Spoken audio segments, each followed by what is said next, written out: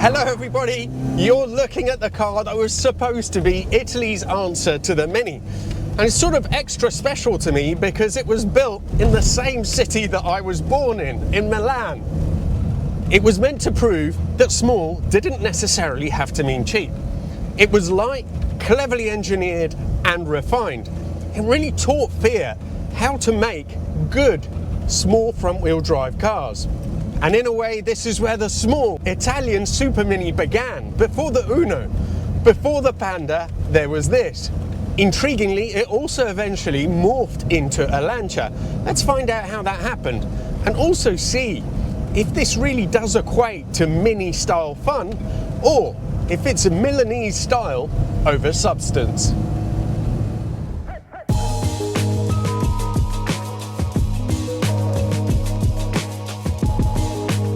Bianchi might be best known as the world's oldest cycle maker, but before the war they also made luxury cars. When their factory was bombed during World War II, they knew that they'd need serious backing to get started again. So in 1955 they joined forces with Fiat and Pirelli to start Autobianchi. This was a new brand for small upmarket cars. Think of it as Fiat's secret laboratory. This is where they would test their clever new ideas before releasing them into the wider world. Take the 1964 Primula for instance. 5 years before any Fiat had it, it pioneered front-wheel drive with a transverse engine. Within 10 years, everybody was doing it. By the late 60s, Bianchi was having serious financial problems, so Fiat bought out their share in this company and then promptly handed over control to another company they'd just bought, Lancia. And that neatly brings us on to this, the A112. Launched in 1969, it was intended to show that small Italian cars didn't have to be cheap. And it was a huge hit. Over its 17-year production run, more than 1.2 million were sold. The project started earlier than that though, in 1966, when Fiat's engineering supremo Dante Giacosa started a new project, the X12. It was meant to replace the rear-engined 600 and 850. The plan was simple: take the engine from the 850, mount it transversely for front-wheel drive, and then Fiat would have its first truly modern small car. But their management had other ideas. They decided to give the project to Autobianchi and get them to build it in their factory in Milan. A bigger, more mainstream replacement for the 600 and 850 came later. That was the 127. In truth, Fiat was feeling the pressure from Innocenti, who were building the Mini under license in Italy to great effect. Now, the Mini was fashionable and surprisingly posh, something that small Fiats just weren't. The A112 was their answer. So underneath its tiny little body, it got some serious engineering. Independent suspension all round, McPherson struts at the front and a transverse leaf spring at the back. Disc brakes at the front, even rack and pinion steering. This was no cheap city car. The engine was a 903cc pushrod 4 producing 44 horsepower. Now that doesn't sound like much, but you've got to remember this thing only weighs 670 kilos.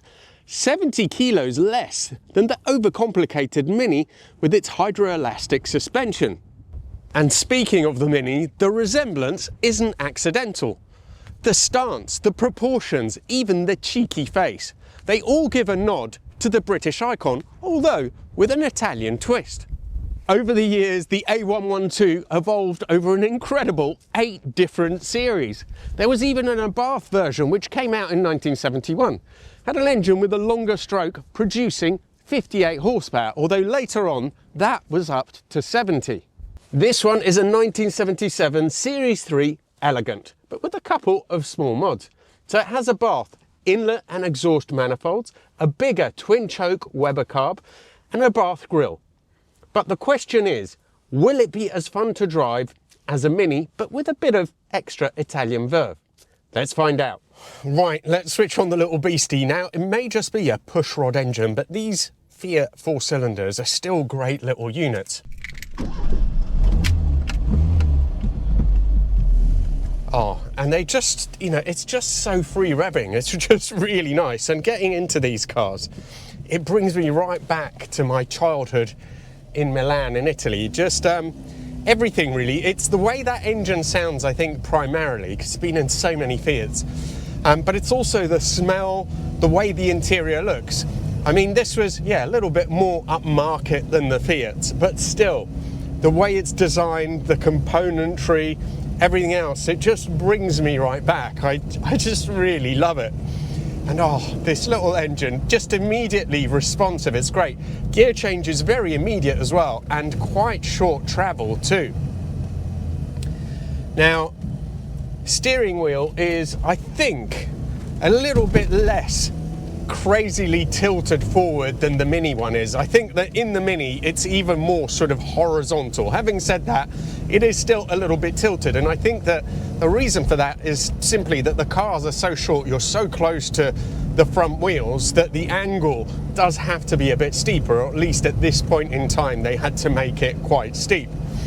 Now, in the interior, I absolutely love this fabric. In Italy, I think we call it stoffa scozzese, so Scottish cloth, which basically tweed. It's not really Scottish if you look at it, but anyway, it's quite a nice interior. There isn't much bare metal, which at the time was a sign of cheapness. There's a sign of sort of leatherette door cards and so on. The instruments are fairly simple. These ones have been changed. This car was never sold in the UK, so Alex, who brought it here to me today, to get miles an hour instruments, he's put some in from an 850 Sport that was sold over here. Apart from that, it's all original. You have, you know, your heater controls here, air and heat. I think that's a rear window demister, it is. And then light switch, indicator. I mean, you know, there's no frills for sure. This also has what the later cars had, which was the 5-speed gearbox.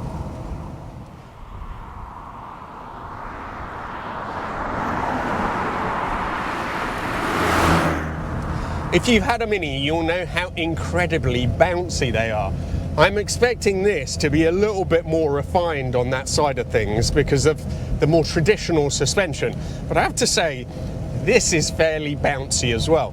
Straight away though, you have that go-kart feeling, which is, oh, it's just amazing. Very similar to the Mini, but if anything, to me, this feels even more agile. But let's see how that little engine feels when we take it through the gears. This is really one of Fiat's strong points at the time, so.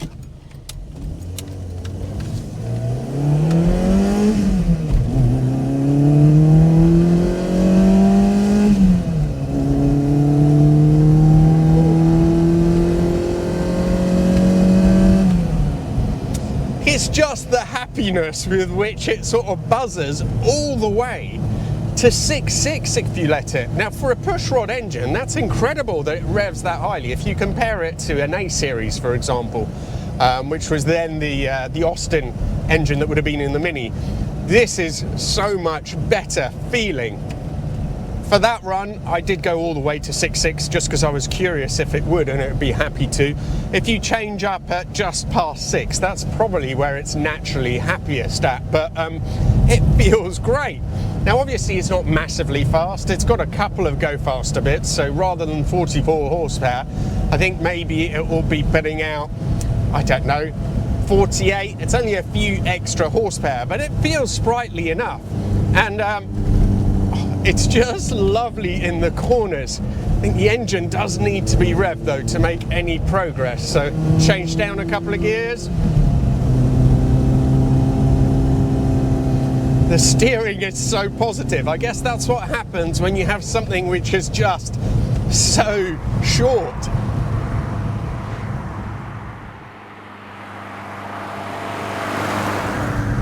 Now look though, we're doing 60 miles an hour and it's actually pretty refined.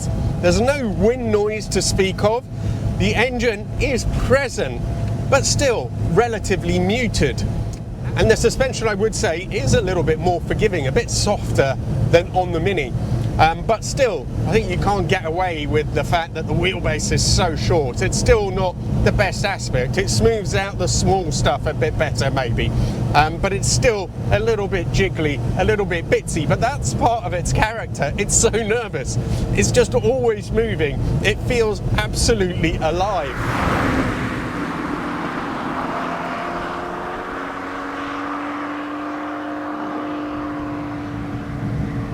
And that's the thing about sort of small Italian cars of this era. They were always engineered to be fun. Something that I don't think that the Italians have been able to do more recently. Now, I'm expecting good things on the tight S-bend, but let's see how it acquits itself here.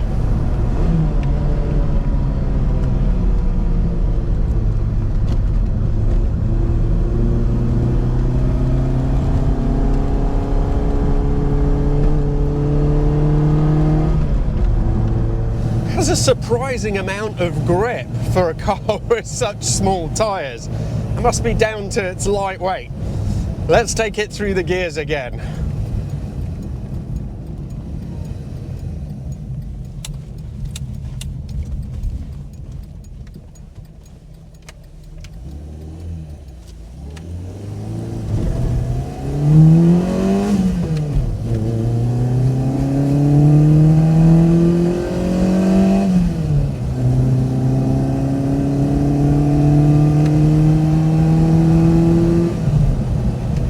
It's got such a great little rasp to it. Steering is quite precise as well. I mean, in the corners, once you get to a certain stage, it almost feels like there's some patter, like it's jumping around a little bit. I'm not sure if that could be the tyres as well, because they are quite old. But it's so manoeuvrable. It doesn't really lean very much either.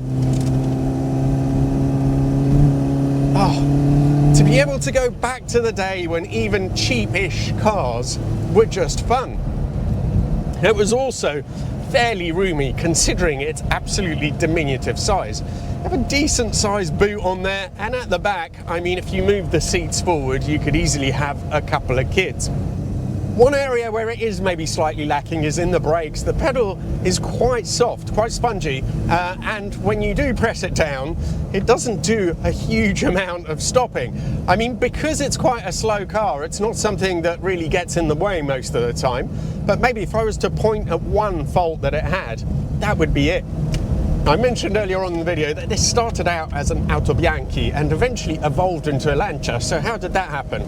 Well, we know that at one point Fiat bought out the other partners and bought the company Autobianchi outright. They then gave Lancia control of it, but the Autobianchi name continued to be used in most markets while the A112 was still being sold. What happened though after this? They made the replacement, which was the Y, which was based on the Panda chassis, or the Y10. And that started to be sold as a Lancia in some markets. In Italy, I think it was still the Autobianchi for that particular car. But the changeover had happened, and by the time that the Y came out, then it was completely badged Lancia, and the Autobianchi name completely died out. I think that that was in 1991.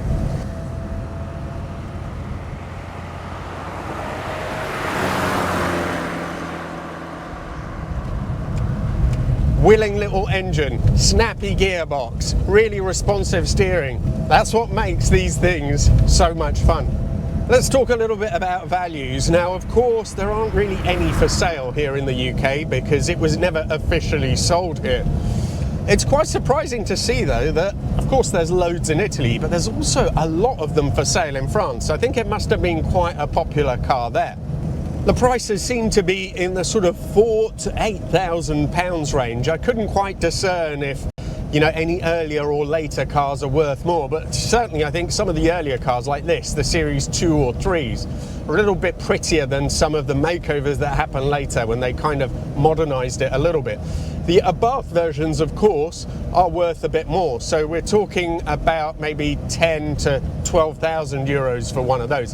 And they look great. I'd love to do one actually. So if you have one, do get in touch with me.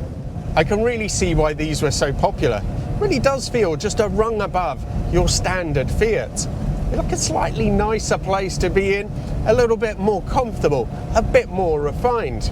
Now, if you enjoyed this, I am sure that you will like the video that I did on the car that came before this, the 600. In this case, a real screamer, a modified car that my mate Anton did. Check out that video there. Thanks so much to Alex for coming down here today and bringing this little jewel, just so rare. And thanks to all of you for watching.